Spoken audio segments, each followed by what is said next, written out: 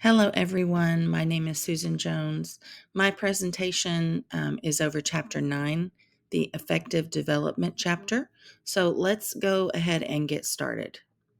So today we're just going to be talking about affective and emotional development in early childhood. This development involves learning for the children, recognizing, expressing, managing emotions. It's also the development of empathy and social skills, all of them which are important for forming healthy relationships and navigating the world. And at the bottom here, I just had a fun visual for you because we are talking about their emotional development. We know as educators working with children, we see all of these every day. Okay, so the first one I want to talk about today, the first stage, um, is the early stage, or what Eric Erickson referred to in his theory as trust versus mistrust, and that's birth to 18 months. This is talking about things like basic emotions. Infants are learning to experience and express joy, anger, sadness.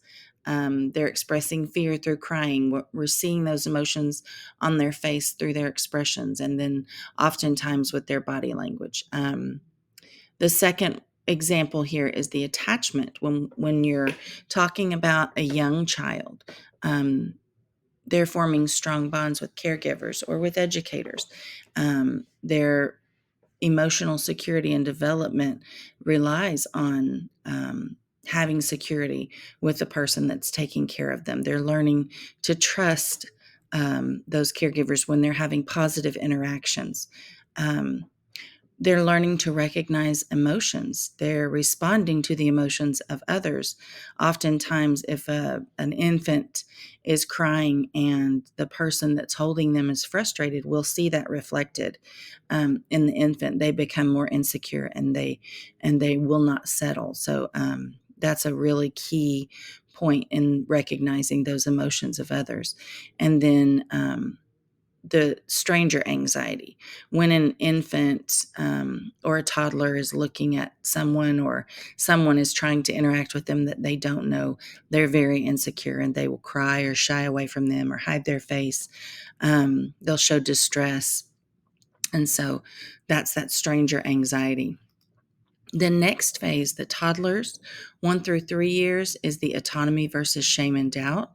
And during this phase, children are learning to express their emotions, and they're becoming very good at it.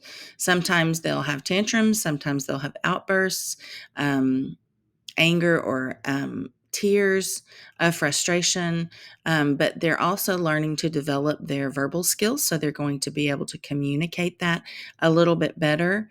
But not separating the two, the emotions and the verbal communications will go together. They're learning to express themselves. Another example is self-regulation. At this stage, they are learning to develop strategies for managing those emotions, but they still do need guidance and support from caregivers. And again, when it's a caregiver that they feel safe with, they'll learn better self-regulation. Empathy and social skills are developing. They're engaging in social play. They're learning to share. I know we've all are very familiar maybe with the terrible twos and the word mine. If you're an educator in early childhood, or maybe a parent, you've seen this phase and you know exactly what I'm talking about. But it's important that they learn to take turns, that they learn to resolve conflicts, and then pretend play. When they are learning to play, they're learning to use their imagination. They're reflecting in their play social and emotional situations that they've experienced. And this does allow them to explore those roles. So you'll see them playing house. I'm the mommy, I'm taking care of the baby, or I'm the daddy, I'm mowing the yard, those types of things. And they're practicing appropriate social skills. For the preschool years, ages 3 through 6, that's the Initiative versus guilt, as pointed out by Erickson. This involves things like emotional vocabulary. Preschoolers are learning to expand that vocabulary. They're learning to identify their emotions and put a name to them. They're also learning a wider range of emotions. So instead of it just being anger or frustration, now we know there may be some jealousy. There may be other emotions at play there. Emotional regulation is continuing. They're learning to develop emotions and regulate them. They're learning to manage strong feelings, again, anger, frustration. Excitement is another really strong feeling if they're really happy about something and they're learning to manage that excitement. And control impulses.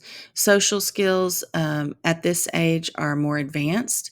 They're including the ability to cooperate, negotiate, resolve conflicts, um, empathy and perspective taking. This is the preschoolers learning to understand the perspective of others, showing empathy to others.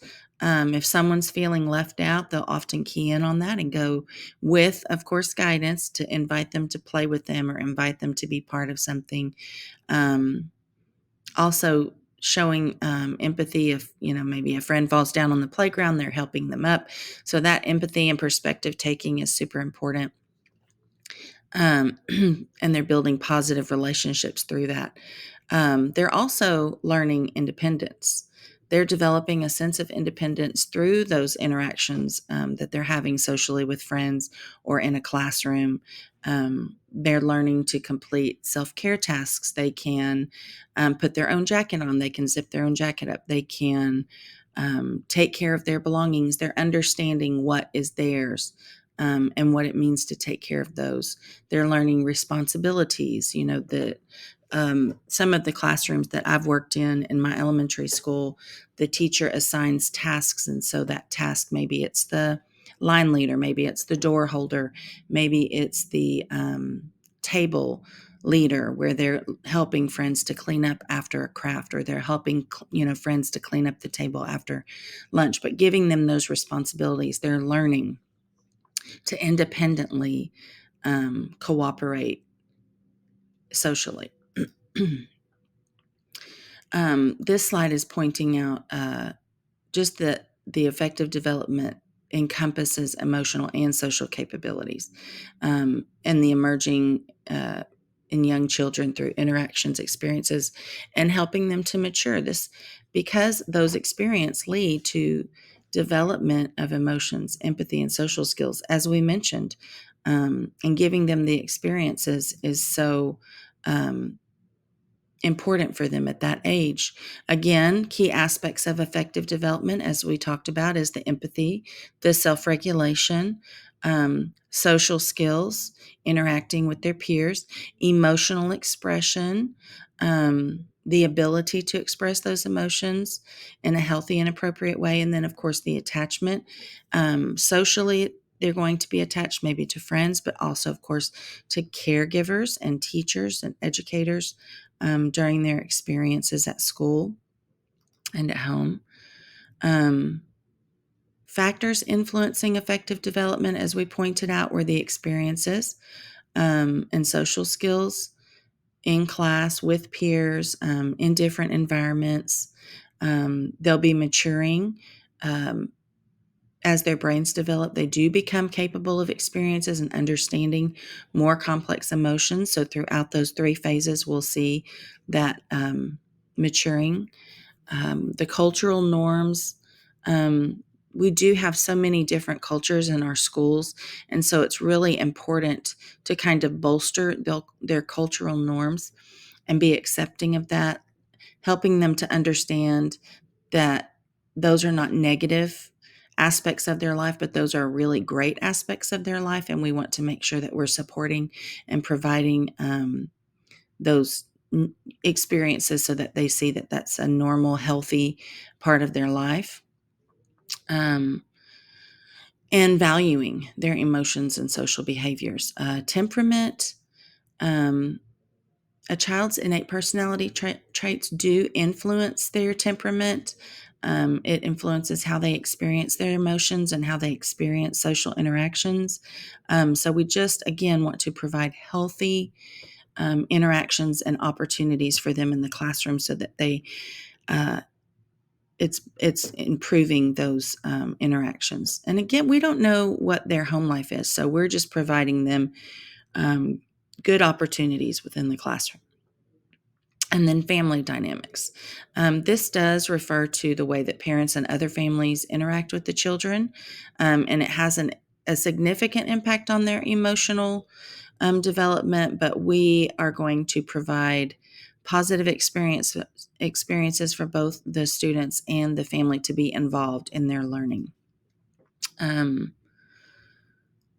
so being more specific about a child and children developing resilience and coping with stress um, in conditions, we want to provide them the right conditions so that they're fostering strong, supportive relationships. Again, I know I've mentioned this several times, but it's so important that we're providing positive opportunities for them to develop those problem solving and self-regulating skills, and building relationships so that they do have a sense of security, of safety and belonging, and also giving them a purpose. So this is a more detailed breakdown of those conditions, but it does give us multiple examples of how we as educators can provide that support to our students in any setting. The first one talks about the supportive relationships and environments. So this is, again, providing them with stable, committed relationships, safe and predictable environments, um, providing assistance for those family relationships, open communication, emotional support, um, engaging in activities and connecting with others, even in a community setting, fosters a sense of belonging for the children, and does make them or help them to feel supported. So those are critical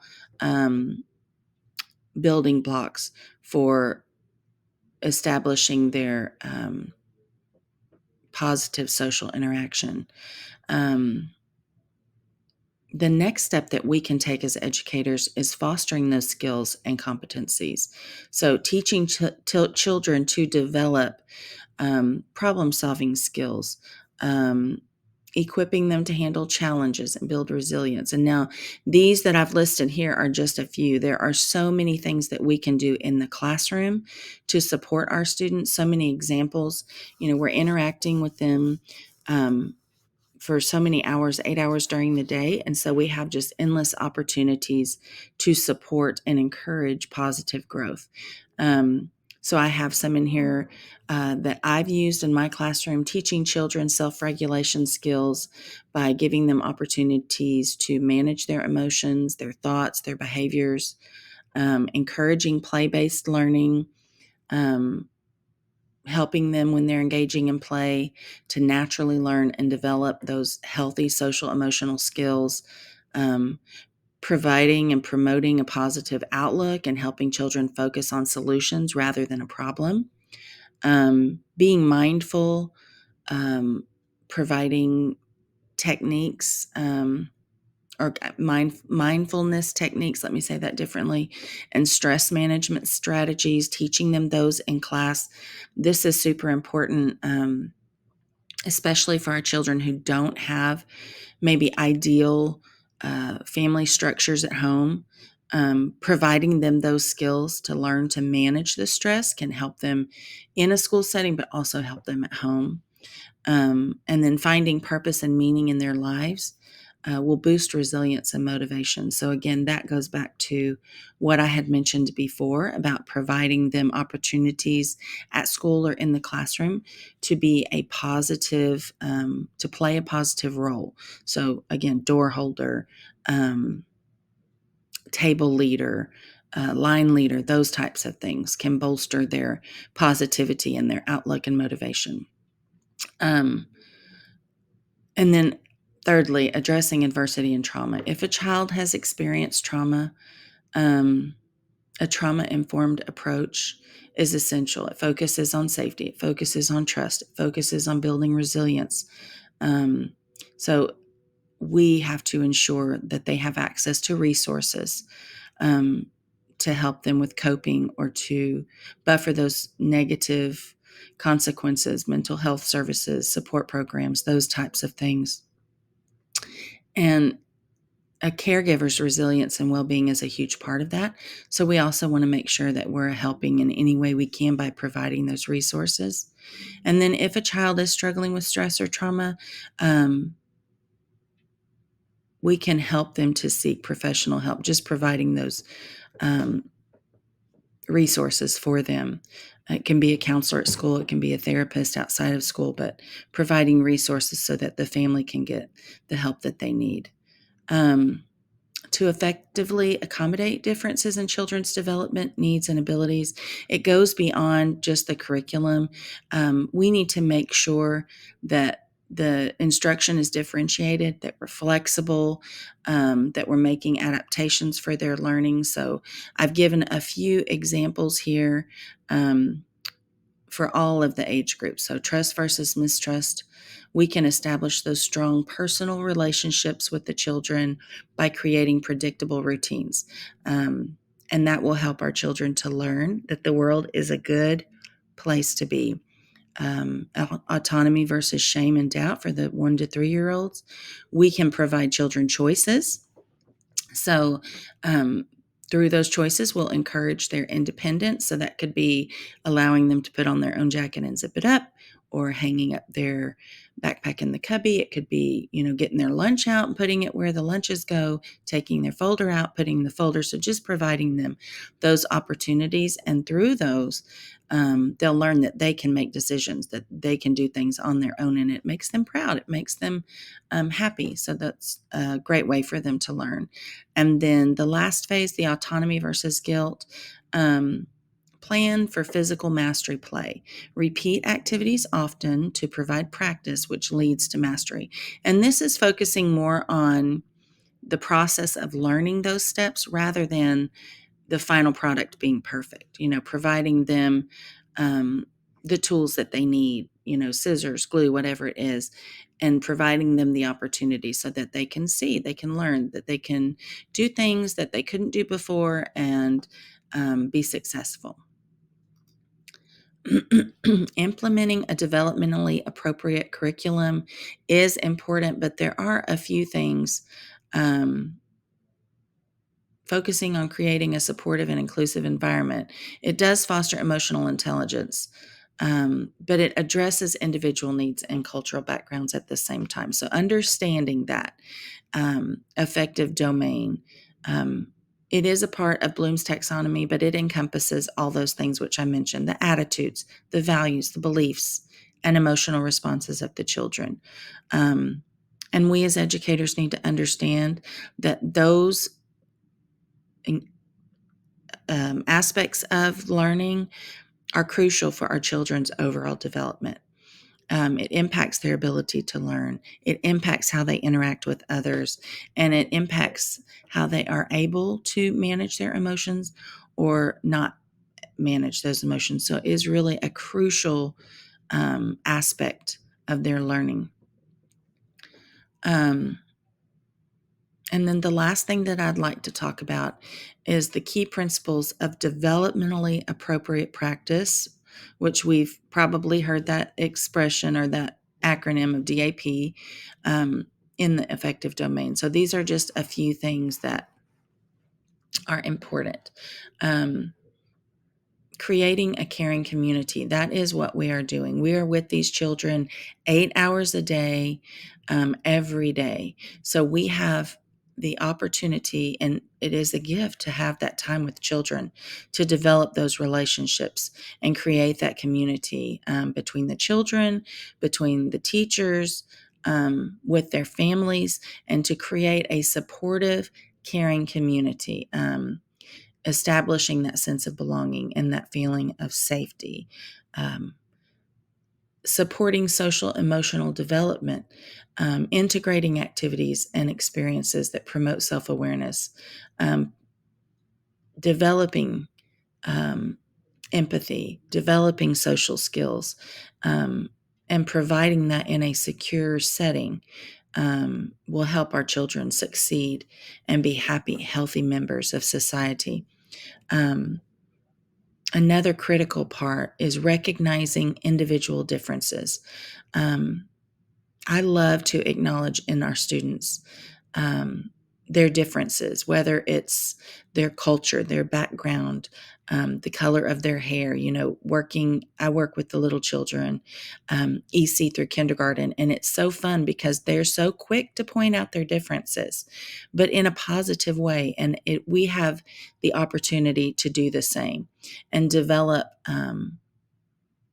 different paces of learning, tailoring instruction to meet their individual needs and learning styles, and then also bolster them and support them and let them know how special they are and differences are okay.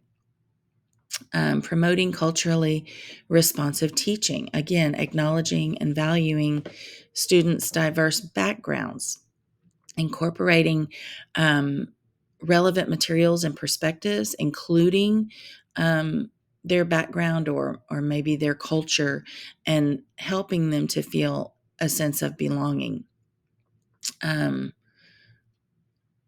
that does create an environment of respect and understanding, and that there's a place for everyone. And then lastly, reflect on practice. We need to make sure that we are regularly assessing our students, making adjustments as necessary, just making sure that we keep our students the focus and the priority of what we do in all aspects, whether it's curriculum, social interactions, activities, just making sure that we are keeping them as the primary source of our focus and our motivation as well. I hope that you've enjoyed just these few moments we've had together talking about effective development in our children. I do have a resource page here I'd like to point out. There's so much good information in our textbook, and I hope you have a wonderful day.